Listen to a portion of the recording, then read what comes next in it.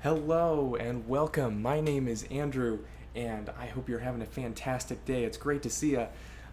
Today's video is going to be very exciting. Well, I hope so. It's at least fun for me.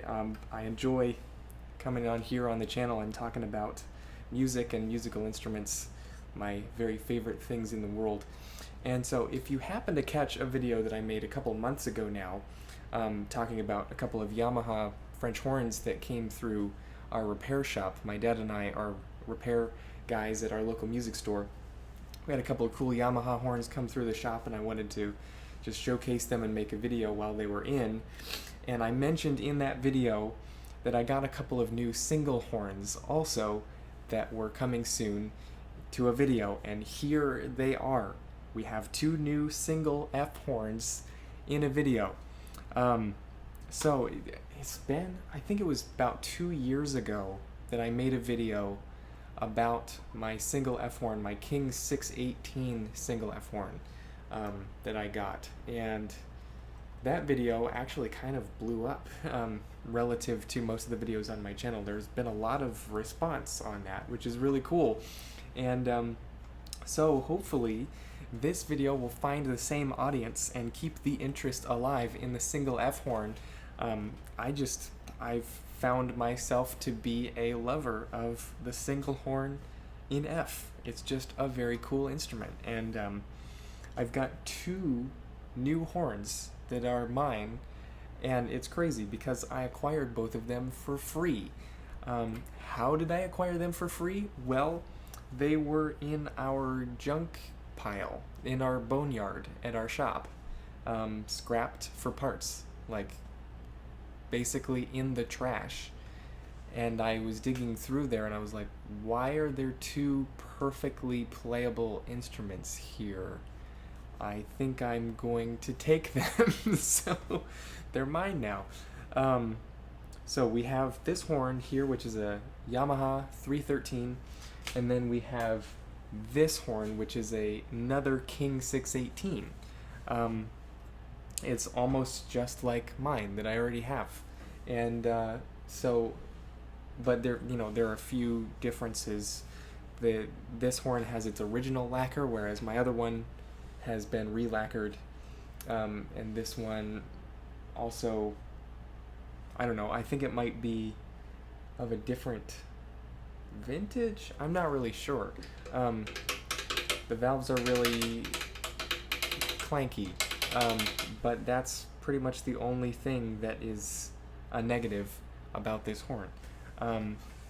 It's so strange that I happened upon these two single F horns in our boneyard at our shop, basically just thrown away, that are like not even, it's not even just like, oh wow, cool, a couple of horns that actually play. It's like a couple of like good instruments that I found that were like totally abandoned, and I got to rescue them. So that's really cool. So anyway, enough of my intro rambles. Let's get into what's going on with these horns.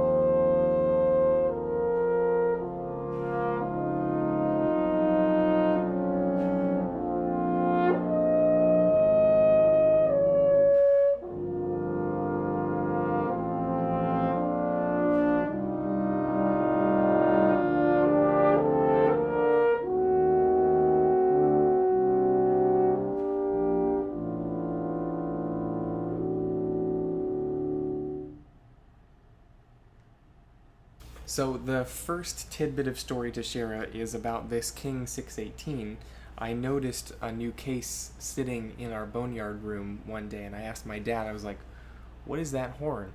And he was like, oh yeah, our boss, just said that horn is scrapped for parts, and we could just put in our boneyard. And I was like, interesting. So I looked in the case and I found this horn there. It was missing a valve cap. I stole one off of my other King 618 because they fit perfectly. But that was the only thing. Like, the valves worked, and I put a mouthpiece in it, and I play it, and I was like, huh, this horn plays better than my King 618. And I was like, do you think I could just, like, take it? And my dad was like, yeah, probably. We usually don't very commonly need to use parts for French horns. That's less common than for trumpets and trombones. So I was like, okay. So then I got the idea. I saw a Yamaha horn case sitting in the corner, which I had seen several times before.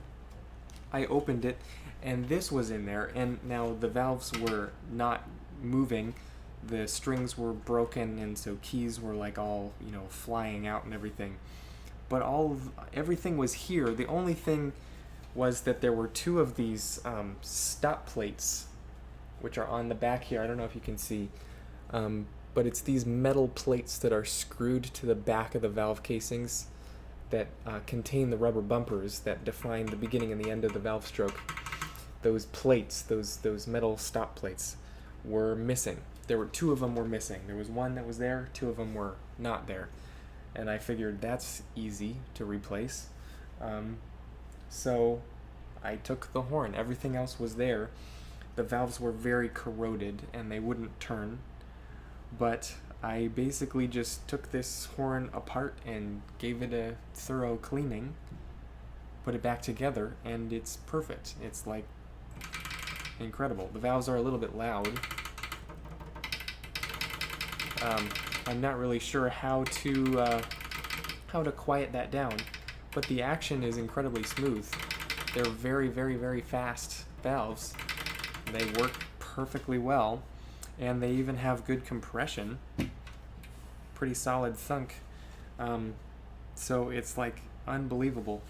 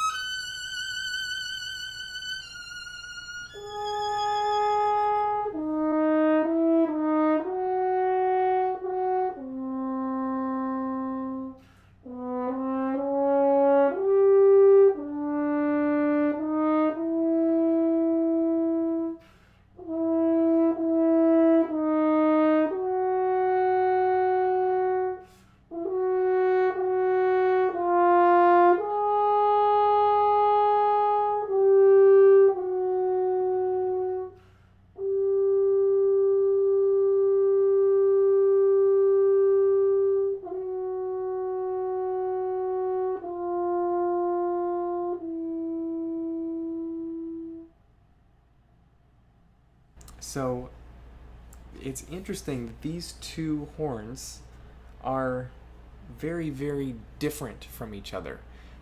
It's kind of opened my perspective a little bit in kind of the whole world of playing the single F.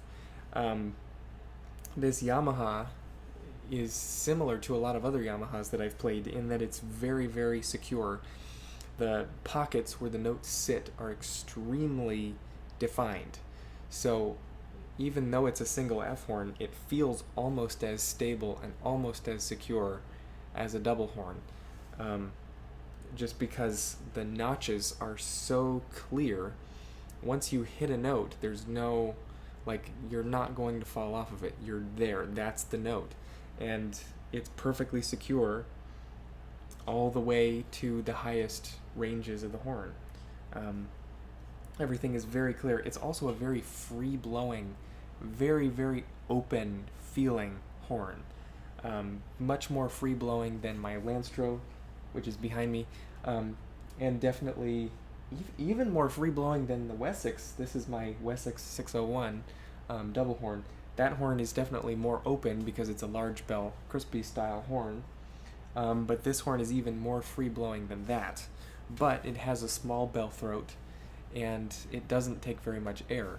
So it's kind of like, in many ways, a real sleeper horn. It's got just so many playing characteristics that make your life so easy.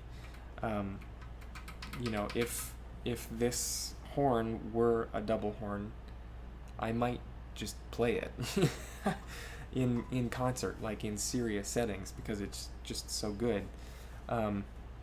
Unfortunately, I don't think I can consider myself a reliable enough player to go through the radical change of playing a single horn in orchestra and whatnot. It's, you know, it's very important to match equipment with your section in order to get a good blended sound and make sure you're connecting in between the notes in the same way. That's very important. But at least for home practicing and recording and any other fun purposes I might think of, maybe even playing chamber music where I'm the only horn in the group, I might even be able to play this horn for that stuff too. It just works incredibly well, and I'm just a little bit astonished. Couple things about this horn though, intonation wise. I have to use the covered fingerings for C sharp and D in the staff because the open fingerings are sharp. This is the first horn that I have ever found that to be the case on, and found the covered fingerings to actually be in tune. That's very rare. But then the high notes, especially G sharp and A, actually go a little bit sharp, so I have to cover the G sharp a little bit, and usually third valve on high A is much better in tune than 1 and 2, and is equally, if not more, secure, which that's a little bit weird, but hey, I'll take it. So super cool stuff going on here.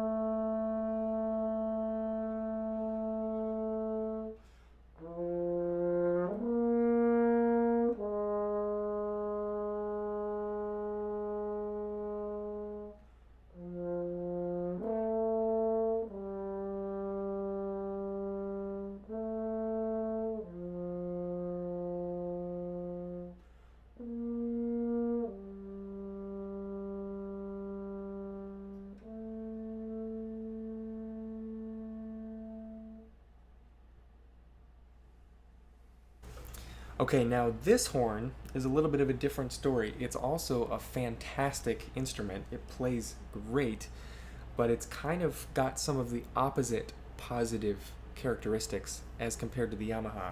The Yamaha is very notchy, and the notes are, the pockets for the notes are really clear and really defined, and you really lock in.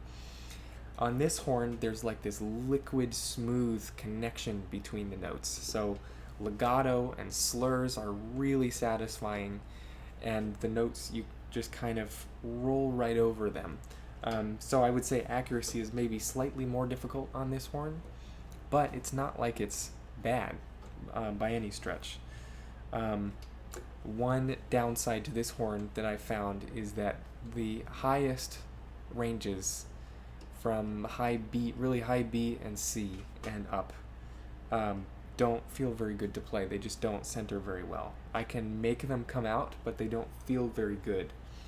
They sound fine, but they don't feel good. Everything up to high B flat is basically excellent. Then high B and on is not so great. I'm not really sure why that's the case. It just gets really stuffy.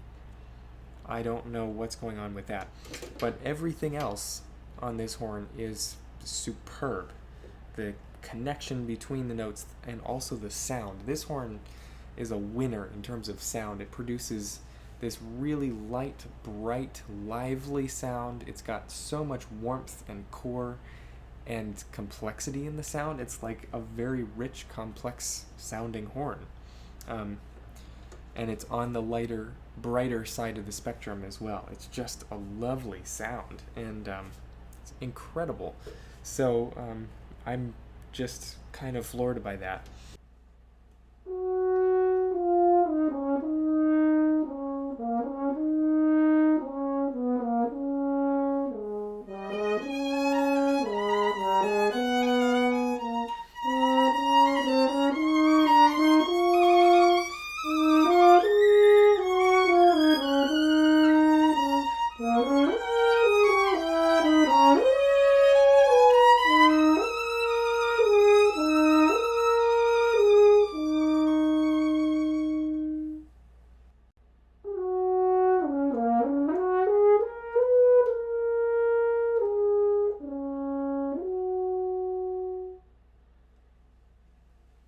Couple problems with this horn in particular is that it does have a couple of broken solders.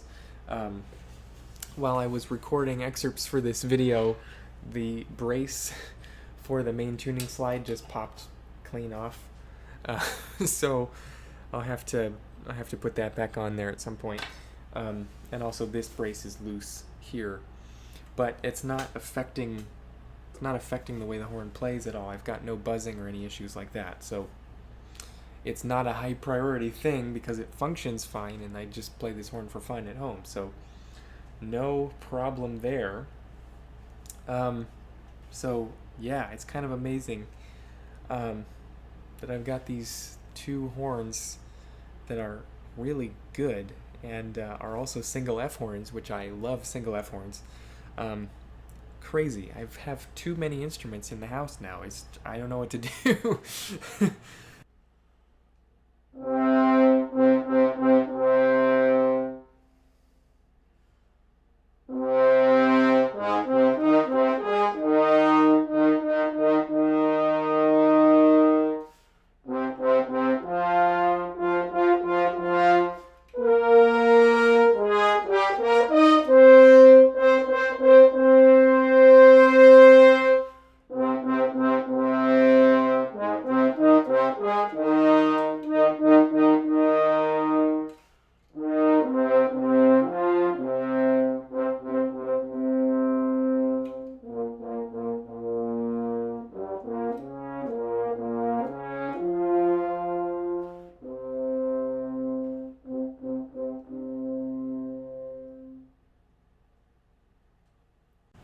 One last little practical side note that makes me very happy is that my mouthpiece fits very well into both of these horns.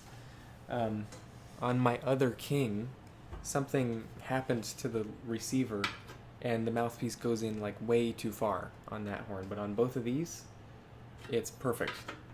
Perfect fit. Perfect fit on both horns. It just is so satisfying, and everything centers, and it sounds great, and just amazing. Now also, one last little side note about the music that you're hearing in this video. I always love to play something, and not just talk at the camera the whole time for videos like this. I want to still put some music in there.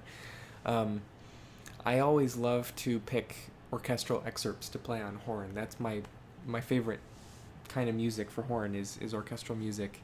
And in past videos, I've often picked standard, repertoire that you see on audition lists and those sorts of things, and that showcase the horn. But for this video, I at least tried to pick repertoire that's not as well known. It's like basically all Mahler and Shostakovich, which are the two composers that I've been most obsessed with recently. So part of it is just I really like this music, but I also wanted to find some excerpts that are maybe not as well known, but are very musically rich. And I wanted to share those, rather than just the tired old same excerpts that you always hear, the Beethoven 7, the Mahler 5, the, Brahms 2 and 3, as much as I adore those pieces, sometimes the same old excerpts get a little bit tired. So I wanted to celebrate some music that maybe you guys may not hear quite so often. But if you do know these pieces, please tell me. I'd love to hear your thoughts. So anyway, I think that's it for this video. I just wanted to show you these two new really cool horns that I just got. And yeah, show them off and play them for you. And yeah, these horns may or may not appear in future videos. Mainly it's just for fun, because I mean, I wasn't expecting to get these two horns. So there you have it. I hope you're having a fantastic day, and I will see you in the next video. Take care.